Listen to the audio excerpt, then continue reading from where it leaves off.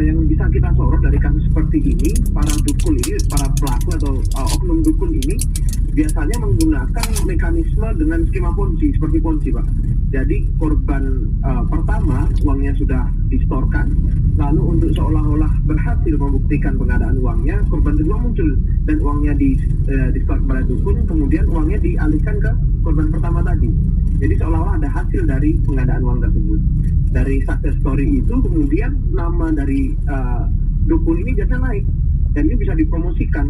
Kita lihat Mbak Slamet ini kan punya asisten ya, yang BS ini yang mempromosikan melalui Facebook seperti itu. Jadi ini sebenarnya case seperti ini bisa kita prediksi seperti itu. Nah, yang menarik adalah ini akan sudah zaman modern, sudah zaman canggih gitu ya, Pak. Tapi mengapa masyarakat masih saja percaya dengan hal-hal seperti ini? Ya, kalau saya melihat struktur sosial masyarakat kita masih menempatkan budaya-budaya yang supranatural ya, yang tidak terlihat itu masih sangat-sangat dihargai. Misalnya selain pengadaan uang ada motif misalnya santet, misalnya ilmu pelet seperti itu masih ditempatkan di posisi teratas dalam struktur masyarakat kita. Karena sebagai masyarakat timur yang kaya akan budaya, kita sangat menganggap bahwa hal-hal yang tidak terlihat ini masih menjadi hal yang menjanjikan, termasuk menggandakan uang secara cepat seperti itu. Tapi secara nalar dan logika kan tidak seperti itu, Pak Ardi. Ya, jadi memang ada dalam faktanya ada yang bisa dicerna dengan logika dan ada yang tidak bisa dicerna dengan logika. Misalnya modus seperti seorang pedagang yang ingin dagangannya sukses seperti itu, mereka pergi ke dukun dan melihat bahwa ada hari-hari tertentu yang dianggap cocok, kemudian mereka mulai berjualan dan sebagainya. Ini masih ditempatkan di posisi tertinggi di struktur masyarakat kita, terutama di adat ketimuran. Dan hampir di seluruh wilayah di Indonesia seperti itu, Pak. Dan kalau dilihat kan korban-korban itu bukan orang-orang yang dalam artian mohon maaf, orang yang tidak tahu pendidikan ataupun orang yang memiliki pendidikan rendah dan sebagainya. Kadang kan yang memiliki pendidikan tinggi pun juga tertipu dengan hal ini. Ya, kita masih ingat, saya ulangi lagi soal kasus Mas Kanjeng, bahkan mereka yang punya gelar-gelar pun menjadi korbannya kan? Betul. Karena tentang supranatural, tentang hal yang tidak bisa kita lihat, itu tidak mengenal batasan pendidikan misalnya ataupun usia misalnya. Itu bisa meracuni otak siapa saja dengan logika yang sudah secara psikologis terganggu sebenarnya. Apalagi ketika tim promosinya si dukun ini menggunakan strategi yang menarik. Misalnya ada case pertama sudah berhasil, kemudian hal itu disebarluaskan dan kemudian dianggap bahwa dukun itu betul-betul mampu untuk menggandakan uang.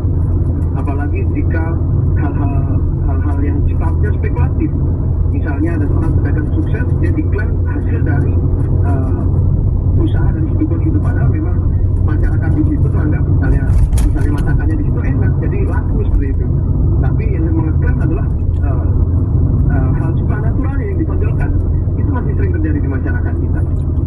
Dan yang menarik kan apa yang dilakukan korban ini tidak terendus warga sekitar. Dan sosoknya selalu dianggap sebagai sosok yang baik begitu. Ya. Bagaimana Anda melihat ini, Pak Ardi? Jadi ada hal yang menarik ketika membahas tentang perdukunan itu. Ada beberapa penelitian terkait santet misalnya. Seorang dukun atau seorang supranatural yang dianggap sukses itu biasanya bukan masyarakat di sekitar yang melakukannya. Justru datang dari daerah yang jauh. Karena masyarakat di sekitar menganggap bahwa itu sebenarnya biasa saja.